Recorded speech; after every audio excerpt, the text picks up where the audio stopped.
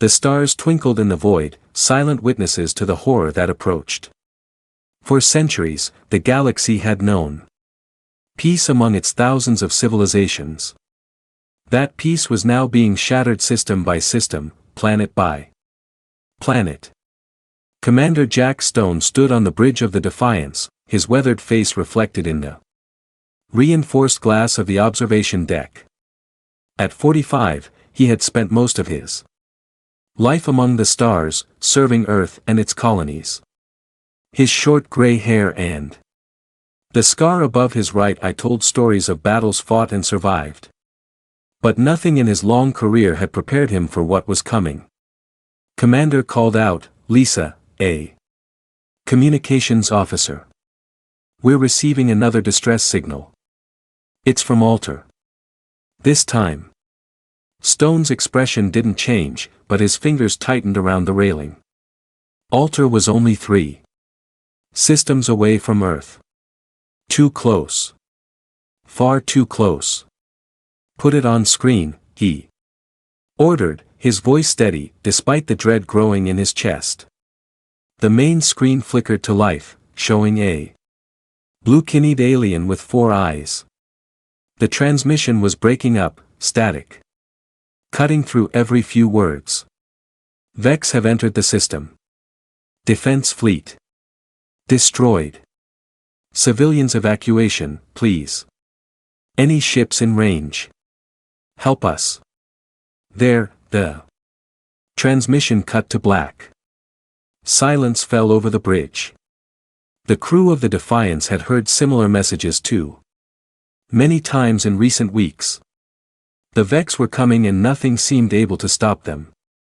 "Set course for Alter," Stone commanded. "Maximum speed." "Sir," First Officer Tom said, stepping closer to speak privately. "Our orders are to hold position until the fleet regroups at Jupiter." Stone's eyes never left the now dark screen. "The people of Alter don't have time for us to regroup, and we need to know exactly what we're facing." Tom nodded slowly. He had served with Stone long enough to trust his judgment, even when it bent the rules. Setting course for Alter, the pilot announced. ETA 4 hours at maximum burn. The Defiance was humanity's newest and most powerful warship. Its sleek, dark hull stretched nearly a kilometer from bow to stern. Along its length, weapon ports housed the most advanced offensive systems Earth had ever created. The ship was a marvel, a testament to human ingenuity and determination. But would it be enough? 4 hours later, the Defiance dropped out of hyperspace at the edge of the Alter system. Stone had ordered a cautious approach, unsure of what they might find. "Scan the system," he ordered. The science officer, a young man named Marcus, worked his console with practiced ease. "Detecting debris fields throughout the systems, sir, consistent with destroyed spacecraft." "Lots of them," his voice faltered. There's radiation consistent with planetary bombardment coming from Alter 4 and V." Stone's jaw tightened. Alter 4 had been home to over 3 billion people. "Any sign of the Vex?" "Negatives, sir. It appears they've already moved on." Stone turned to the tactical display. The Vex had been moving through the galaxy with terrifying purpose, conquering world after world. Each civilization they encountered fell within days. Some fought back, others surrendered immediately. The outcome was always the same. "Show me the projected path based on their previous movements," Stone said. The display lit up with a red line connecting the fallen worlds. When extended, that line pointed directly at Earth. "How many ships did Alter have in its defense fleet?" Stone asked. "Over 200, sir," Tom replied. "Many of them comparable to our own best vessels," Stone nodded grimly. Earth's entire fleet numbered less than 300 ships. If Alter had fallen so quickly, take us in closer, he ordered. I want to see what happened to those planets. The Defiance moved deeper into the system, passing the floating remains of what had once been proud battleships. The crew worked in silence, each person processing the destruction in their own way. As they approached Alter 4, the main view screen automatically darkened to compensate for the glare. Half of the once blue planet glowed red with active volcanoes and lava flows. The atmosphere was choked with ash and dust. My God! Someone whispered. They didn't just defeat them, Stone said quietly. They broke the planet itself. Sir, Marcus called out, his voice urgent. I'm detecting a faint transmission from the surface. Someone's still alive down there. Hope flared briefly in Stone's chest. Can you pinpoint it? Yes, sir. It's coming from what used to be the capital city. Prepare a shuttle. I'm going down there. Tom stepped forward again. Commander. That's against protocol. The radiation alone. Noted. Stone cut him off. You have the bridge. First officer, the shuttle descended through the ash-filled atmosphere, buffeted by violent winds. Through the viewports, Stone could see the ruined landscape below. What had once been a magnificent alien city was now little more than rubble and craters. Beside him, Dr. Emma adjusted her environmental suit. The radiation isn't as bad as we feared, she said.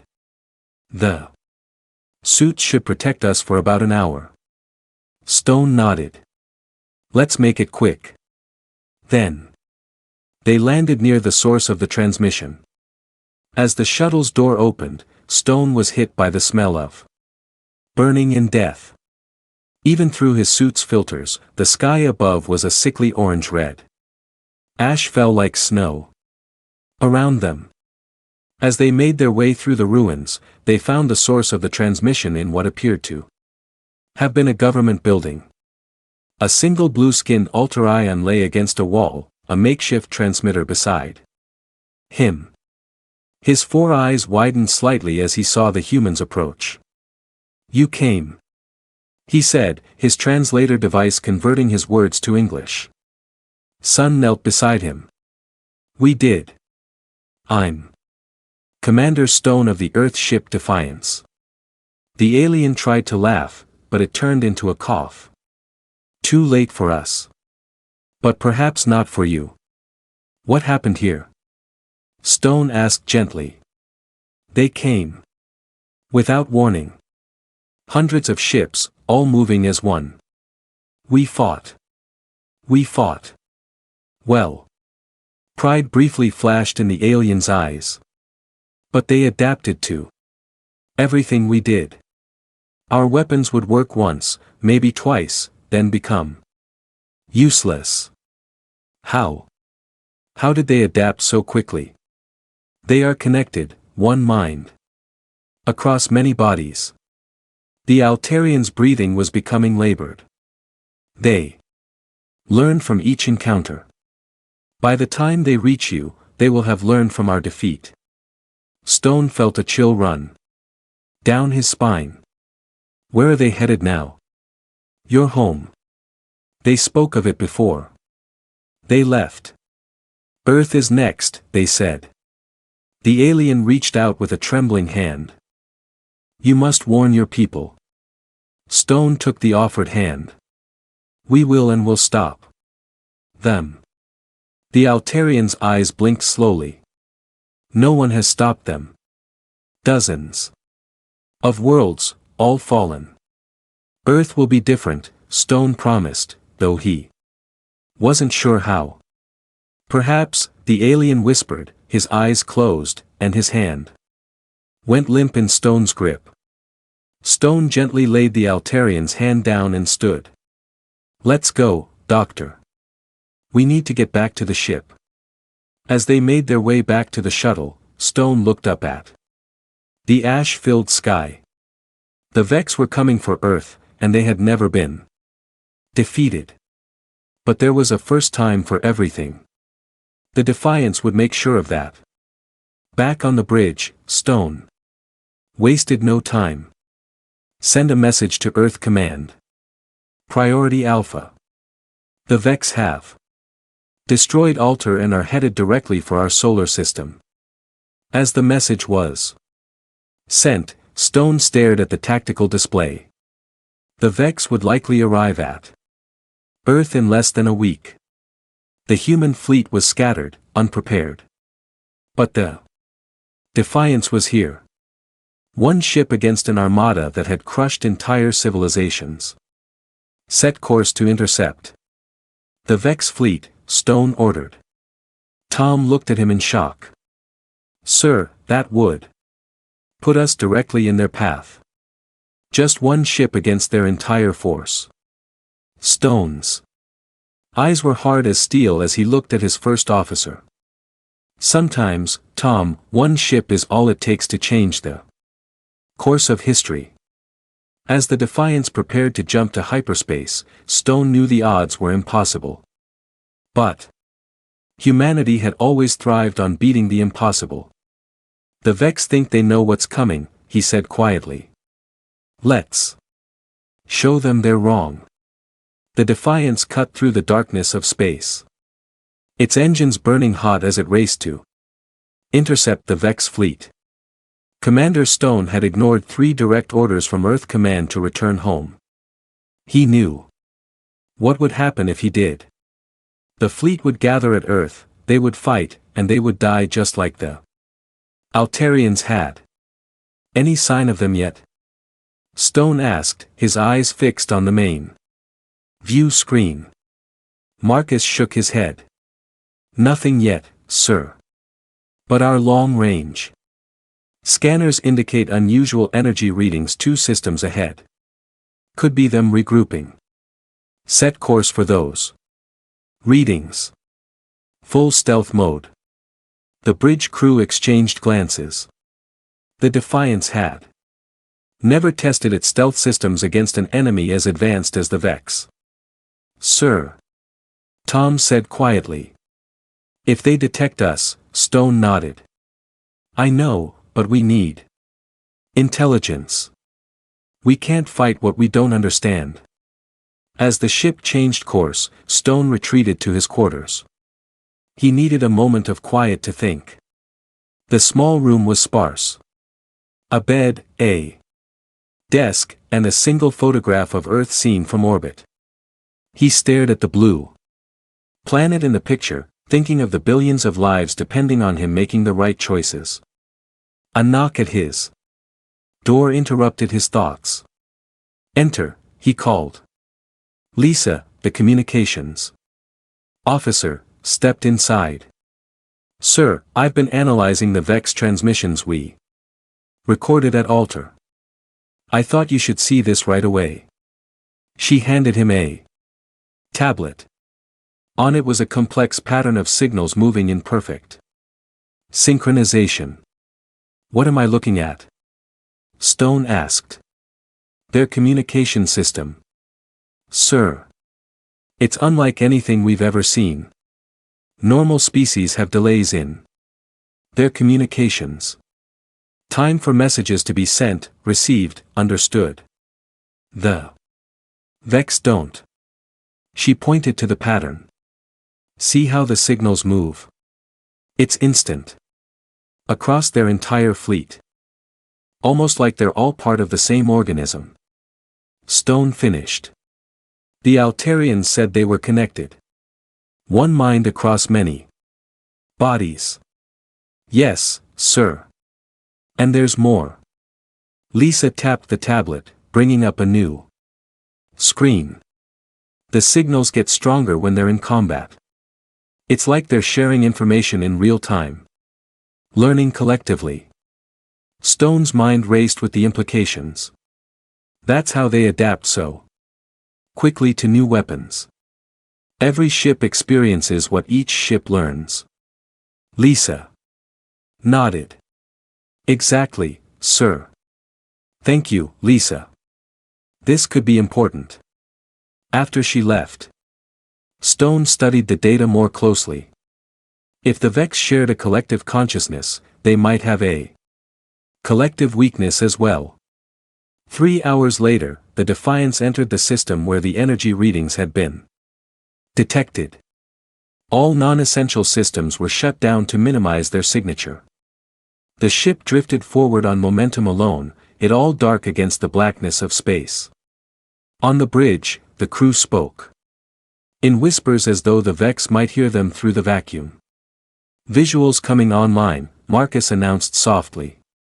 The main screen flickered to life, showing a sight that made everyone's blood run cold. Hundreds of Vex ships were gathered around a small moon. The alien vessels were sleek and organic looking, with no visible engines or weapons.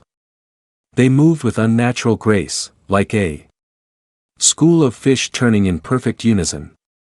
My God, Tom breathed. There must be over 500 of them. Stone leaned forward. What are they doing? Marcus adjusted the sensors. It appears they're mining the moon, sir. Extracting resources. And wait, he frowned at his console. I'm detecting unusual energy. Readings from inside the moon itself. They've bored into it. Can you get me a closer look? The screen zoomed in on a massive hole in the moon's surface. Inside, a strange blue light pulsed. It looks like they're building something, Stone said. Record everything. We need to know what we're dealing with. 4. The next 2 hours, the Defiance observed the Vex fleet from a safe distance. They watched as the alien ships worked with eerie coordination, each one seeming to know exactly what the others were doing without any visible communication. Sir, Marcus suddenly called out. 3 ships have broken off from the main fleet. They're heading this way.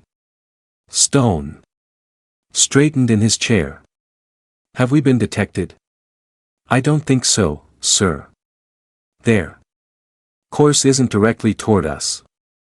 Looks like a standard patrol pattern. Hold position. Power down everything except life support and minimal sensors. The bridge went dark as systems shut down one by one. Through the view screen, they could see the 3 Vex scout ships moving closer. Their strange organic shapes more threatening up close. They'll pass within 5 kilometers of us, Marcus whispered. Everyone stay calm, Stone ordered. The first scout ship glided past, seeming to take no notice of the human vessel. The second followed the same path. As the third approached, a light on Marcus's console began to blink. Sir, he said, barely audible. They're scanning us. Stone gripped the arms of his chair. Hold steady. The third Vex ship suddenly changed course, turning directly toward the Defiance. Its smooth hull began to shift. Sections. Moving and reforming. They've seen us, Tom said. Weapons are coming online. Stone had seconds to make a decision. Run and reveal their position to the entire Vex fleet. Fight and possibly start a war earlier than planned. Tactical. Target the lid ship. Maximum power. Single shot. Let's see if we can take one down before they alert the others. The weapons officer nodded. Grimly. Target locked. Fire. The Defiance's main cannon fired a blast of energy that struck the lead Vex ship dead center. For a moment, nothing happened.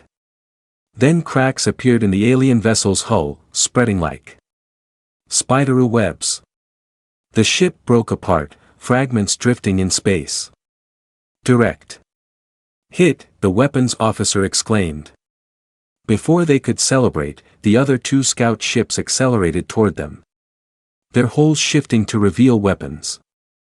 Evasive maneuvers, Stone ordered, full power to engines.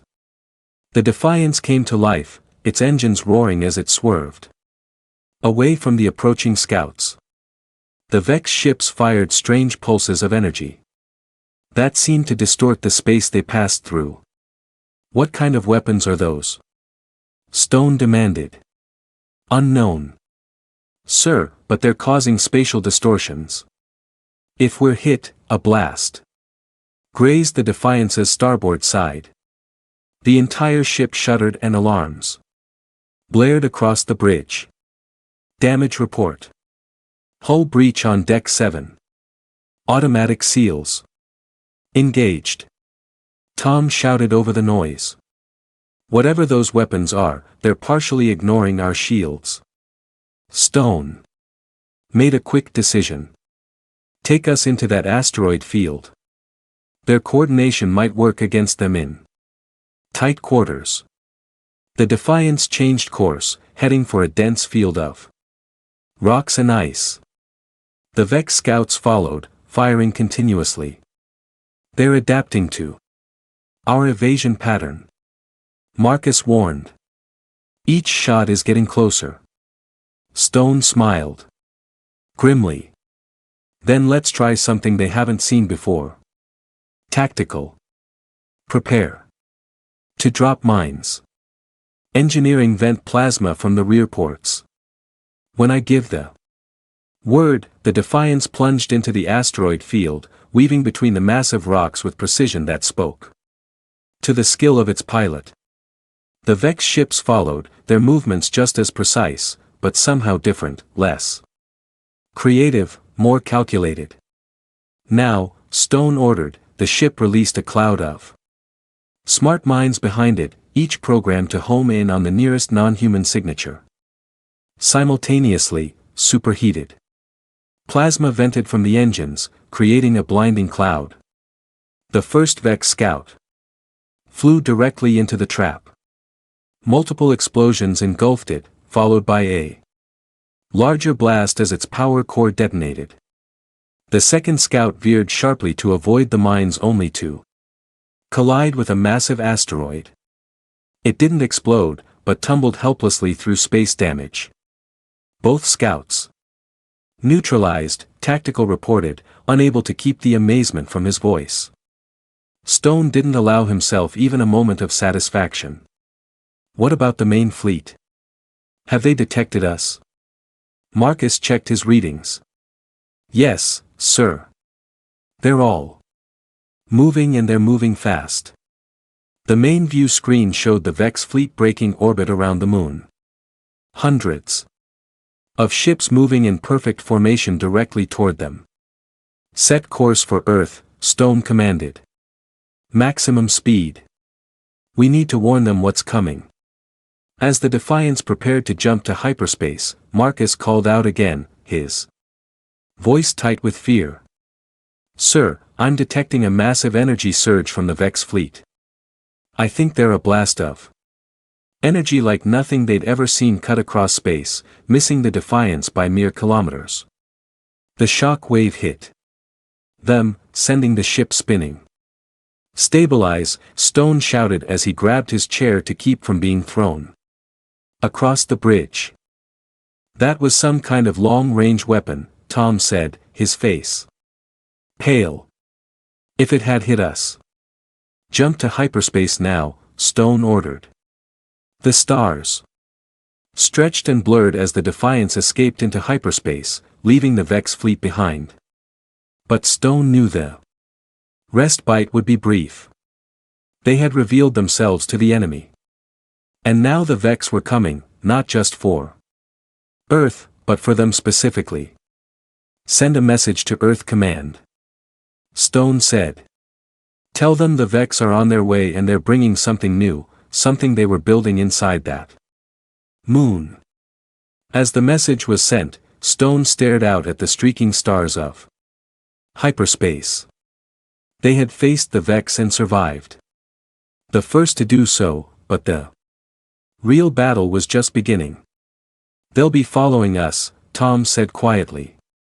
Stone nodded. Yes, but now we know something about them. They can be hurt. They can be surprised. He turned to face his first officer. And most importantly, they can be beaten. For the first time since they'd received the distress call from Alter, there was hope in the air on the Bridge of the Defiance. It was small, but it was real. And sometimes a small hope was all humanity needed to achieve the impossible. The Defiance dropped out of hyperspace at the edge of Earth's solar system. Alarms were still ringing throughout the ship from their encounter with the Vex scouts. Damage. Reports flowed in from every deck. Status report. Commander Stone ordered. Wiping blood from a cut on his forehead. Hull breaches on decks 5 through 7 are contained. Tom replied. Engineering reports the main engines are functioning at 80% capacity. Weapon systems are online, but our main cannon needs calibration after that last shot. Stone nodded grimly. And the crew, 3 dead. 17 injured. Dr. Emma is treating them now. Stone closed his eyes briefly, feeling the weight of those losses. When he opened them again, his resolve was even stronger. Open a channel to Earth. Command. The main screen flickered to life, showing the stern face of Admiral Wilson. His expression darkened when he saw Stone. Commander, you disobeyed direct orders, Wilson began. Yes, sir. I did, Stone said without apology. And I've brought back critical intelligence. About the enemy. Wilson's frown deepened, but he nodded. Report. For the next 10 minutes, Stone detailed everything they had learned about the Vex, their hive-mind consciousness, their adaptive capabilities, and the mysterious construction inside the moon. Their entire fleet is now heading directly for Earth, Stone concluded. Based on their speed, we have less than 4 days before they arrive. Wilson was silent for a long moment. Our fleet is still scattered across 3 sectors. We've only managed to recall about 40% of our ships. He looked tired, older than his 60 years, even if we had them all after what happened at Alter. Sir. Permission to speak freely. Wilson nodded. We can't fight them the same way Alter did. They learn too quickly, adapt too fast, but we found a weakness. Stone leaned forward. Their communication system. It's what makes them so effective, but it might also be their vulnerability. Explain. I'll let our chief engineer do that. Stone gestured and Anna Reed stepped into view. Her dark hair was pulled back in a tight ponytail, and her uniform was stained with grease. Admiral, she began, the Vex communicate using quantum entanglement across their entire fleet. It's what allows them to act as one organism, but when we disrupted one of their scout ships, we detected a momentary fluctuation across their entire network. You're saying we can jam their communications? Wilson asked. Not exactly, sir. Their system is too advanced for simple jamming. But we might be able to introduce noise disruption. If we can broadcast at exactly the right frequency, we might be able to break their perfect coordination. Wilson considered this. How would we generate a signal powerful enough to affect their entire fleet? Reed hesitated, then looked at Stone, who nodded encouragingly. We use the sun, sir, she said. If we can position ourselves correctly and use the sun's magnetic field as an amplifier, we might be able to broadcast a disruptive signal that would affect their entire fleet. That's theoretical at best, Wilson argued. So was their unbeatable fleet. Stone countered. Until we destroyed 2 of their ships. Wilson's eyebrows rose. You actually destroyed Vex ships? Yes, sir. They can be beaten, but not in a conventional battle. Not yet. Stone straightened. Admiral, I'm requesting permission to take the Defiance back out there to slow them down and test our theory about disrupting their communication. Denied, Wilson said firmly. I need every ship here for Earth's defense. Sir, with respect, if we wait for them to reach Earth, it will be too late. We've seen what they did to Alter. We need to buy time for the rest of the fleet to return, and we need to test our theory before they get here. Reed spoke up again. Admiral, there's something else. The construction we observed inside that moon. Based on the energy readings, we believe it could be some kind of super weapon. If they bring that to Earth, Wilson's face pad slightly. He turned away from the screen for a moment, consulting with someone off camera. When he turned back, his expression was grim but resolved. Commander Stone, your orders are as follows. Take the Defiance and delay the Vex advance by any means necessary. Test your disruption theory. But understand this, you are buying us time, not fighting a war by yourself.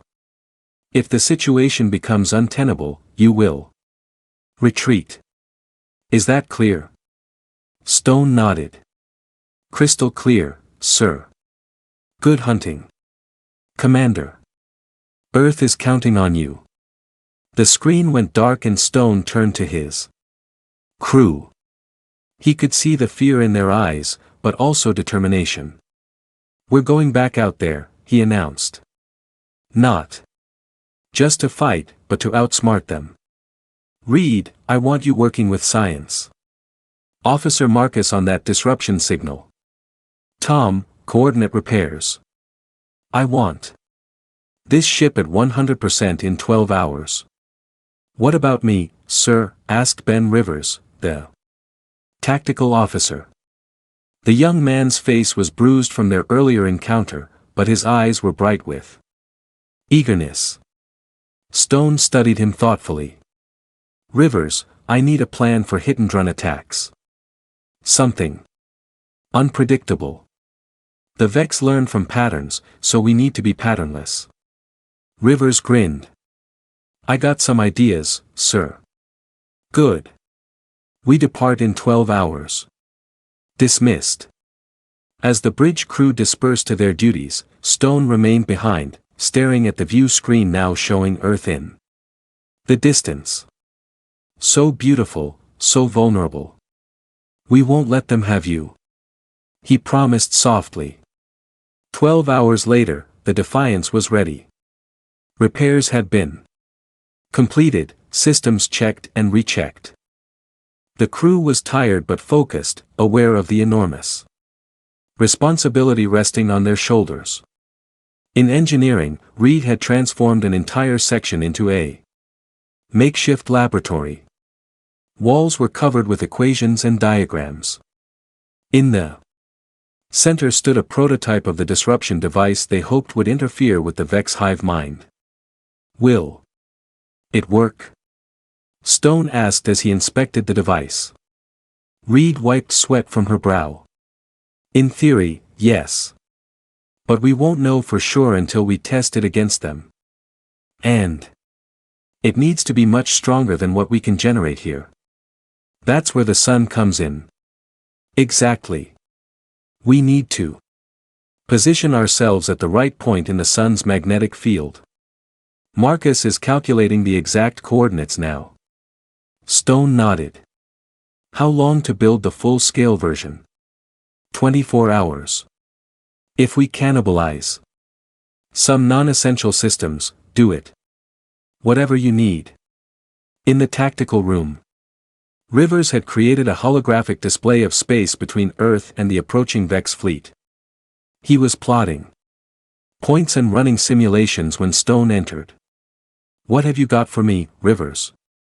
The tactical officer manipulated the display, zooming in on a region of space. Here, sir. A dense asteroid field. With unusual magnetic properties. If we can lure some of their ships in here, the magnetic interference might disrupt their coordination temporarily, making them vulnerable to conventional attacks. Stone finished. Good. What else? Rivers highlighted another area. This nebula. The gas clouds would limit visibility and sensor effectiveness. Perfect for ambush tactics. Stone clasped the young man's shoulder. Excellent work. I want a detailed plan for each location on my desk in 2 hours. Yes, sir. On the bridge, Tom was overseeing the final systems checks. All repairs are complete, Commander. The ship is ready. And the crew? Tom hesitated. They're scared, sir, but ready. They believe in what we're doing. Stone nodded. So, do I prepare for departure? As the Defiance pulled away from Earth, Stone addressed the entire crew over the ship-wide communication system. This is Commander Stone. By now, you all know our mission. We are to delay the Vex fleet and test a potential weakness in their hive mind consciousness. I won't lie to you. This is dangerous. We are one ship against hundreds. But remember this. We've already done what no one else has. We fought the Vex and survived. We've destroyed their ships. He paused, choosing his next words carefully. Each of you is chosen for this ship because you are the best at what you do. Because you can think creatively, adapt quickly, and work together as a team. Those are humanity's strengths. The very things that make us different from the Vex. They have numbers and coordination. We have ingenuity and will. Stone took a deep breath. I can't promise that we'll all return from this mission, but I can promise you this. What we do in the next few days will matter. It will give Earth a fighting chance. It may save billions of lives. Remember that in the dark moments to come. He looked around the bridge, meeting the eyes of each crew member there. Now, let's go show the Vex what one human ship can do. Stone out. The Defiance accelerated to maximum speed, heading directly toward the oncoming Vex armada. Behind them, Earth grew smaller in the viewscreen, a blue jewel they were sworn to protect. Ahead lay the greatest challenge humanity had ever faced. But for the first time since the Vex had begun their conquest of the galaxy, they would meet an enemy who wasn't afraid, who had seen their power and still chosen to stand against them. One ship against an armada, one crew against a hive mind, the odds were impossible. But as Reed had told Stone earlier, the thing about impossible odds, Commander, is that they bring out the best in humans. Stone believed that with all his heart. Now it was time to prove it.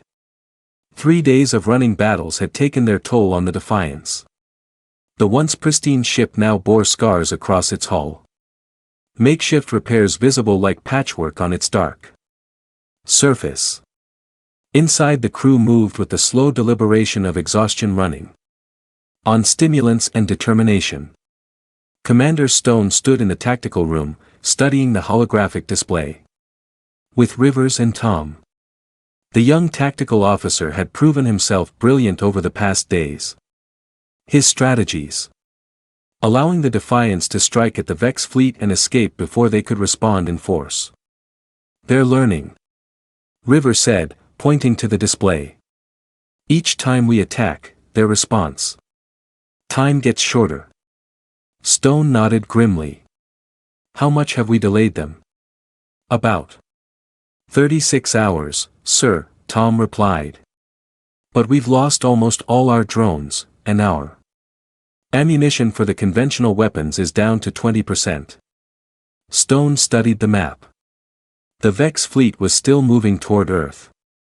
Slower, but unstoppable, like a tide of destruction, flowing around the irritant that was the Defiance without truly being hindered. What about Reed's disruptor? Final calibrations are complete, Tom said. She says it's ready for testing, but we need to get into position near the Sun, and the Vex are between us and there. Stone considered their options. The hit-and-run attacks had bought time, but not enough. They needed something more dramatic. Rivers. What's the status of the asteroid corridor in Sector 7? The tactical officer blinked in surprise. It's a natural choke point, sir. Narrow passage, dense field on either side. Ships have to go single file or risk collision. Can we get there before the Vex main fleet? Rivers checked his calculations. Yes, sir. If we push the engines to maximum, we could set up there in about 10 hours. The Vex would reach it in 14. Stone nodded slowly. A plan forming. Tom, contact Reed. I want her disruptor ready for deployment in 10 hours. Rivers, I need a defensive strategy for the asteroid corridor. Mines, traps, anything we can use to slow them down. Both officers nodded and hurried to their tasks. Stone remained, staring at the holographic display. What he was planning wasn't just dangerous. It was nearly suicidal. But they were out of options. Playing for time isn't enough anymore, he murmured to himself. We need to make them focus on us. All of them. Hits rocked the human vessel from all sides. But it kept going like a wounded predator, making one final desperate attack. Reed. Stone called over the communication system. Get ready. On my mark. The ship was falling apart around them. Half the bridge crew were injured or dead, but they had achieved their goal. They were surrounded by Vex ships, all focused on destroying them. Now. Reed, activate the disruptor. In engineering, Reed slammed her hand down on the activation control. The disruptor hummed to life, drawing power from the ship's draining engines. It broadcast its signal, amplified by their position in the Sun's magnetic field, directly into the heart of the Vex fleet. For a moment, nothing happened. Then the impossible occurred. The Vex ships hesitated. Their perfect formation wavered. Some began to drift aimlessly, while others moved in strange, erratic patterns. It's working, Marcus whispered in awe. Their coordination is breaking down. Stone allowed himself a small smile. Keep broadcasting. Reed full power. The Defiance continued to fight, targeting the now confused Vex ships. Without their perfect coordination, the aliens were vulnerable, their responses delayed and uncoordinated. But the victory came at a terrible cost. The human ship was critically damaged, its systems failing. Its crew decimated. Commander Tom said quietly, blood running from a cut on his forehead. We've done it. We've proven they can be beaten. But we need to withdraw now, or we won't make it back to Earth. Stone looked around the ruined bridge at the faces of his surviving crew. Exhausted, injured, but still determined. They had accomplished their mission. They had shown that the Vex could be beaten. Set course for Earth. He ordered. Let's go home. As the Defiance limped away from the battlefield, the Vex fleet remained in disarray. Their advance toward Earth had been stopped, at least temporarily, and more importantly, their aura of invincibility had been shattered. One human ship had stood against them and survived. It was a small victory in a larger war, but sometimes small victories were enough to change everything. The Defiance limped through space, trailing debris and venting atmosphere from a dozen hull breaches. What had once been Earth's proudest warship now resembled a wounded animal. Crawling home after a brutal fight on the bridge, emergency lighting cast red shadows across the faces of the surviving crew. Commander Stone sat in his chair, a makeshift bandage wrapped around his arm where a piece of shrapnel had torn through his uniform. His eyes never left the main view screen where the distant blue dot of Earth grew slowly larger. Status report, he ordered, his voice hoarse from smoke inhalation. Tom, now acting as both first officer and tactical officer after River's death, checked his console. Life support is functioning at minimum levels. Engines at 30% capacity. Weapons are offline. He paused. We've lost 64 crew members, sir. Another 27 are in critical condition. Stone absorbed the losses with a grim expression. Each name would be etched in his memory forever. And Hex, still in disarray. According to our long-range sensors, the disruption worked better than we expected. But Palm hesitated. But what? The effect is already weakening. They're adapting, finding ways to compensate. I estimate they'll resume their advance toward Earth within 24 hours. Stone nodded. He had expected this. The Vex were nothing if not adaptable. What about Reed's disruptor? Engineering reports the device burned out after full power activation. Reed is attempting to rebuild it, but she says it won't be as effective a second time. The Vex will have developed countermeasures. A silence fell over the bridge. They had won a battle, but the war was far from over. Sir, the communications officer called out. Incoming transmission from Earth Command on screen. Admiral Wilson's face appeared, his eyes widening slightly at the state of the bridge. Commander Stone, we've been monitoring your situation. Well done on delaying the Vex advance. The Admiral's voice carried genuine admiration. The additional time has allowed us to recall 80% of our fleet. They'll be in position within 18 hours. That's good news, sir, Stone replied. But I'm not sure it will be enough. The Vex are already adapting to our disruption strategy. I understand. That's why I'm ordering you to dock at Lunar Base Alpha for emergency repairs. We need the Defiance back in the fight as soon as possible. Stone was surprised.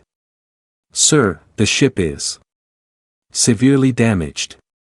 It would make more sense to evacuate the crew. End. Negative, Commander. Wilson interrupted. Your ship is the only one that's faced the Vex and survived. More importantly, you have Reed and her research on disrupting their communications.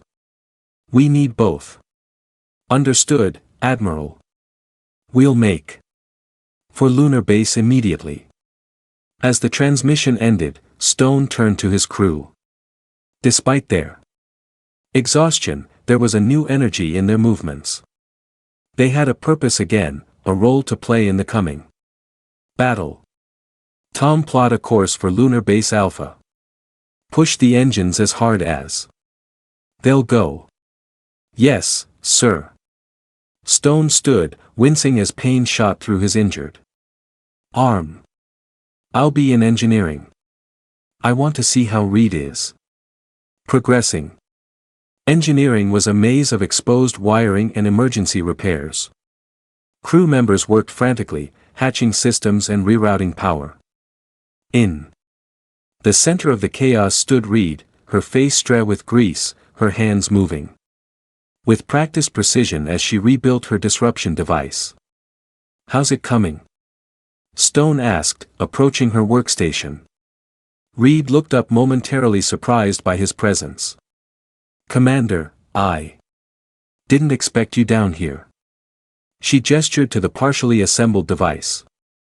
"It's coming along, but as I told Tom, it won't be as effective next time. The Vex are already creating counter measures." Stone studied the device. "Could we make it stronger, more powerful?" "Not without overloading every power system on the ship." Reed frowned, thinking. But there might be another approach. She turned to her computer, typing rapidly. "We've been treating this as a jamming device, trying to overwhelm their communication network with noise. But what if we did something else entirely?" "What do you mean?" Reed's eyes lit up with the excitement of a new idea. "Their hive mind works because they all think as one, right? There's no individuality, no independent thought. What if instead of just disrupting their communications, we introduced new information?" "What kind of information?" "Chaos, contradictions, individuality." Reed was speaking faster now, her fatigue forgotten. "If we could inject concepts of independent thought into their network, it might do more than just disrupt them temporarily. It might change them fundamentally."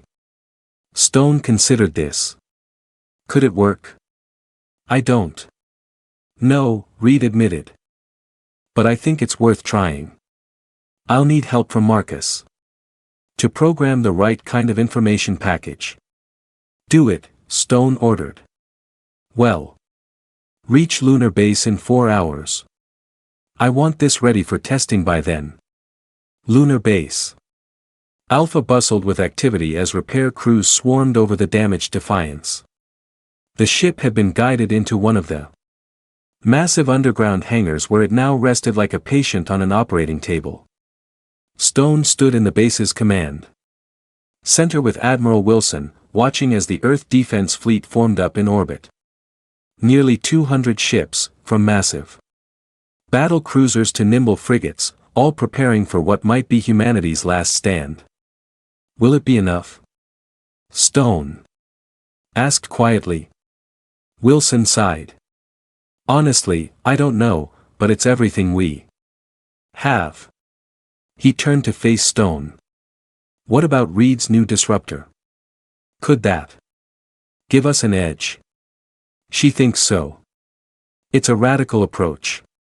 Instead of just jamming their communications, she wants to introduce concepts of individuality into their hive mind." Wilson raised an eyebrow. "Psychological warfare against an alien collective consciousness. That's creative." "It's the human way," Stone said with a small smile. "We adapt. We think outside the expected parameters. That's something the Vex struggle with." A lieutenant approached, saluting sharply. "Admiral Commander, long-range sensors have detected the Vex fleet resuming their advance toward Earth. Estimated time of arrival? 6 hours." Wilson's face hardened. "So soon? How many ships?" "Over 400, sir." And the lieutenant hesitated. "They appeared to be escorting a much larger vessel." "Something we haven't seen before," Stone and Wilson exchanged concerned glances. "The weapon they were building inside the moon," Stone said grimly. "Commander Stone."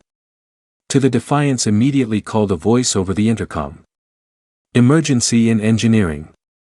Stone raced back to his ship, heart pounding. Had something gone wrong with the repairs? Had the Vex somehow attacked them here? When he reached engineering, he found Reed and Marcus standing over their modified disruptor. But rather than looking concerned, they appeared excited. "Commander." Reed called out when she saw him. We've had a breakthrough. Stone caught his breath. What kind of breakthrough? Marcus stepped forward, holding a data pad. We were analyzing the Vex communication patterns from our last encounter when we noticed something strange. After our disruption, some of the Vex ships began communicating differently. Differently how they were. Using unique frequencies, Reed explained. Individual patterns, not the unified hive signal. It's like some of them started thinking for themselves. Stone's mind raced with the implications. You're saying we didn't just disrupt them temporarily. We actually broke some of them away from the hive mind. Exactly. Reed's eyes shone with excitement. And if we could do that with our improvised device. Imagine what we could do with this. She gestured to the modified disruptor. We've refined it to specifically target the components of their communication that maintain the hive connection. If it works, we won't just confuse them. We'll free them. For the first time in days, Stone felt a genuine surge of hope. How soon can it be ready? It's ready now, Reed said. We just need a delivery system. The Defiance's communication array isn't powerful enough to reach their entire fleet. I might have a solution for that, Stone said. Admiral Wilson has positioned our entire fleet in Earth orbit. If we could synchronize all their communication arrays, a network of disruptors, Reed breathed. Yes, that could work. Get everything ready, Stone ordered. I need to speak with the Admiral. 2 hours later, the Earth Defense Fleet waited in formation. Each ship had been equipped with a modified version of Reed's disruptor, all synchronized to activate simultaneously. The Defiance, hastily repaired, but still bearing the scars of its previous battles, took position at the center of the formation. On the bridge, Stone addressed his crew one last time. What we attempt today has never been done before. We aren't just fighting to destroy the Vex. We're fighting to change them. To introduce something they've never experienced. Individual thought, personal choice. He looked around at their tired but determined faces. No matter what happens, remember this. When worlds fell before them, it was humanity that stood in their path and said no further. Vex fleet entering visual range, announced the sensor officer. The main view screen showed the approaching armada. Hundreds of ships moving in perfect formation, escorting a massive vessel at their center.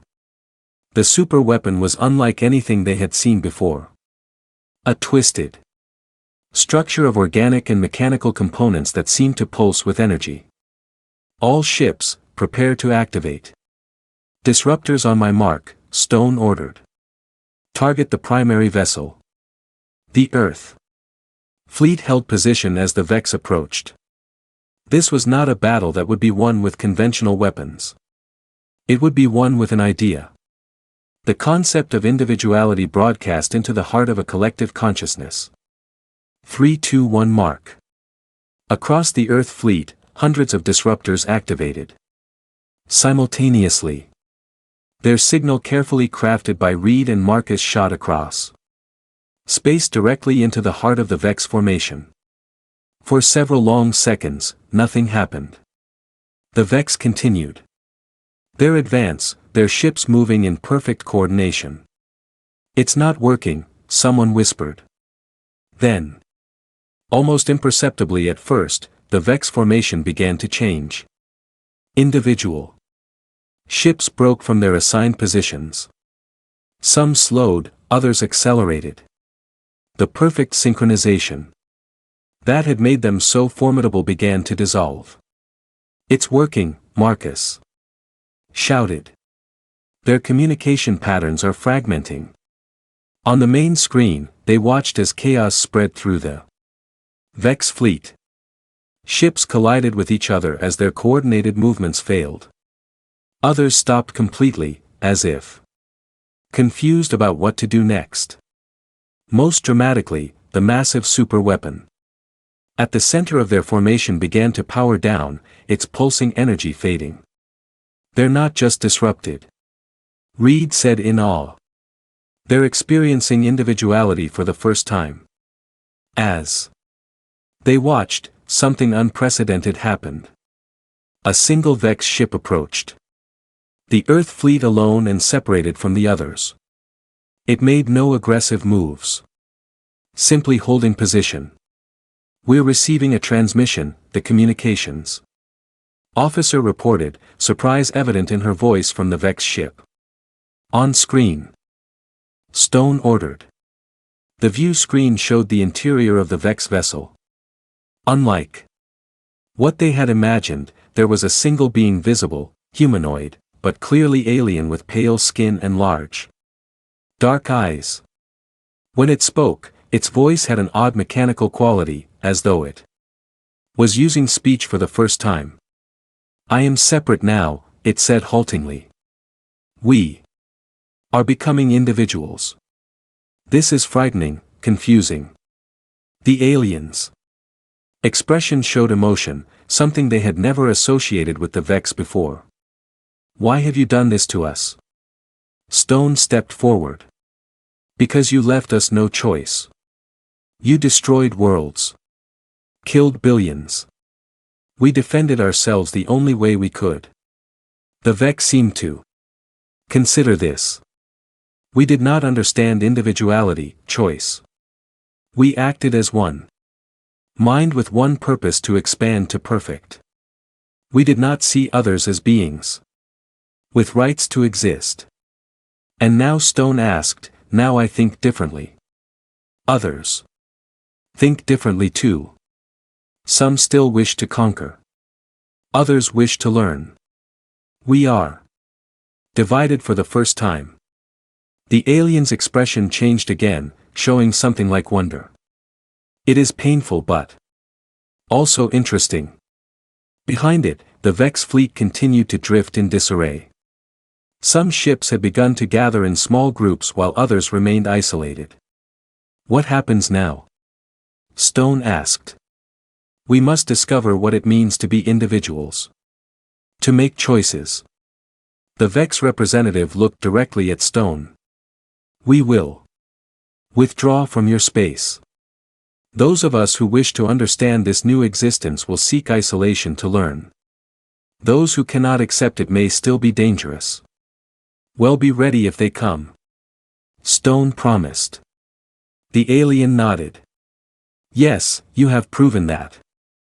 Worlds fell before us, but humanity showed us another way to exist. This is valuable knowledge. The transmission ended.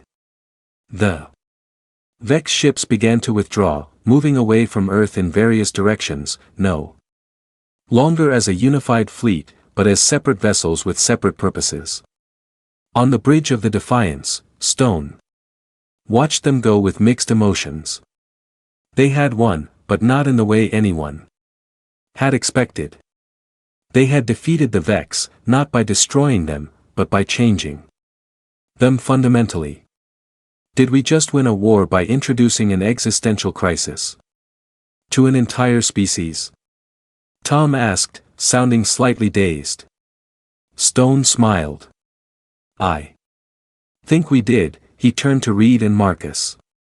Your idea didn't just save Earth. It might have changed the entire galaxy. As the crew of the Defiance celebrated, Stone looked out at the stars. The threat wasn't entirely gone. Some Vex might never accept individuality and could return as enemies. But today, humanity had proven something important. That sometimes the strongest weapon wasn't destruction, but transformation. When worlds fell before them, a human warship had indeed blocked their path. And in doing so, it had opened a new path for both humanity and the Vex. A path toward understanding, choice, and the powerful, frightening, wonderful experience of being an individual in a vast universe.